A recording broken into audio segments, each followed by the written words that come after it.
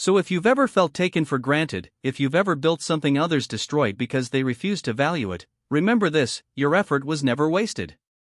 It taught you where your strength ends and where wisdom begins. Soft piano swell. Sometimes, walking away isn't surrender, it's survival. Because no matter how much you give, if people refuse to hold the dam with you, the flood will come for all. Pause, a quiet water flow. Let me leave you with this: don't build dams for people who build excuses. Build for those who will stand beside you when the water rises. Comment one word below, the word that best captures what this story means to you. I'll be reading them all. Piano fades into silence. Soft rain begins. For weeks, I lived in silence, deep in the hills. I didn't go near the valley. I tried to forget the sound of the water breaking loose. But nature doesn't forget, it keeps score. The rains came harder than usual that season, heavier, darker. The soil was saturated, the channels clogged. Without the dam, the valley had no control, no rhythm, no balance. And then, one night, the water came back, with vengeance. It wasn't a flood, it was retribution. The same people who once laughed at me now climbed onto their roofs, screaming for help. Houses sank beneath the same water that once gave them life. The news called it a natural disaster. But I knew it wasn't nature's fault. It was theirs. Soft piano fades in. I went back 3 days later. The valley was quiet, eerily so. The roads were rivers, the fields were lakes, and the dam's foundation was just a scar in the mud. I walked through what used to be a marketplace. Floating debris, half-drowned signs, children's toys, the ghosts of comfort. A man approached me, soaked and trembling. His name was Imran. He used to mock me in the council meetings.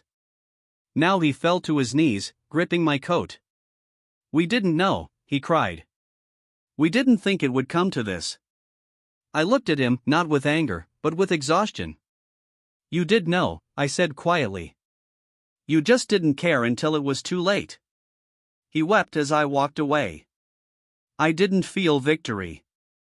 Just emptiness. Mid-roll cue, fade to silence, then, slow violin rise. People later asked me if I regretted not saving the dam again. They called me cruel, heartless, vindictive. But how do you explain that saving something alone is impossible when everyone else insists on destroying it? How do you rebuild faith in a place that trades responsibility for comfort? Sometimes, the lesson isn't about revenge. It's about consequence, a truth too heavy for most to carry until it crushes them. Pause. Still, I didn't hate them. I couldn't. Because deep down, I saw myself in their fear, the desperate wish to believe someone else will fix what we've broken. Years later, when the valley dried again and new settlers came, they rebuilt a smaller dam. They asked me for advice. I told them one thing: don't build for others. Build with them. It wasn't about control, it was about shared burden. And that's what people never understood: water doesn't belong to one man, but neither does effort. Every drop comes at a cost, and someone always pays it, whether in money, sweat, or rigor. Wind calms, soft morning light. Now, when I stand by the ruins of my old dam, I don't see failure anymore. I see the truth that it carried. Generosity without accountability is a slow drowning. I still hear the echo of rushing water, but it no longer haunts me. It reminds me that balance, between giving and expecting, is what keeps us afloat. There was no sound but the wind whistling through hollow plains, dry soil cracking under the sun, and the desperate cries of farmers praying for rain. I wasn't an engineer, just a man who refused to watch his hometown die. I spent everything I had to sold my land, my tools, my cattle, all to build a wall that could hold back the fury of nature, so others could live in peace. And for a while, it worked. The reservoir filled, the crops grew, and the valley came alive again. Children played by the water's edge, and people called me a savior. But you learn quickly that gratitude has an expiration date. Soft wind, distant birds, the years passed, and with each season, the people forgot who paid the first price. They demanded more water, more control, and more ownership.